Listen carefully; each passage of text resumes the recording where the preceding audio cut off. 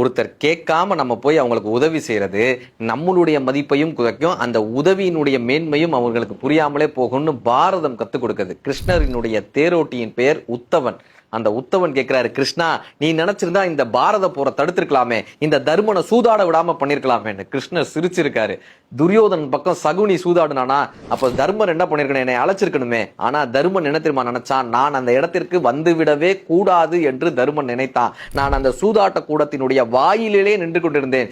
ஏதோ ஒரு கட்டத்தில் தன்னை இழந்த போது, நாட்டை இழந்த போது, சகோதரர்களை இழந்த போது, பொன் பொருள் என்று அத்தனையும் இழந்த தர்மன் ஒரு முறையாவது என்னை அழைத்து விட மாட்டானா, என் பெயரை சொல்லிவிட மாட்டானா, ஓடி வந்து இவர்களை காப்பாற்றி விட மாட்டோமா என்று நின்று கொண்டே இருந்தேன். பாஞ்சாலி கூட முதலில் விவாதம் செய்தால், தன் அறிவு கொண்டு போராடினாள், தன் உடல் பலத்தை கொண்டு போராடினாள். எதுவும் நடவாத போது கிருஷ்ணா என்னை காப்பாற்று என்ற அந்த வாக்கியத்தை முடிப்பதற்கு முன்னால் நான் உள்ளே ஓடி சென்று அவளை காப்பாற்ற துணிந்தேன். இப்ப உத்தவன் கேட்டாரா, அழைச்சாதான் நீ போவியா, கூப்பிடாம நீ போமாட்டியா, அழைத்தால் தான் நீ போவியான். கிருஷ்ணருடைய பதில் என்ன தெரியுமா, ஒருவன் உதவி என்று கேட்காமல் அவனுக்கு நீ உதவி செய்ய சென்றால் உன் மதிப்பும் கெட்டுவிடும், உதவியினுடைய மதிப்பும் அவனுக்கு புரியாமல் போதும்.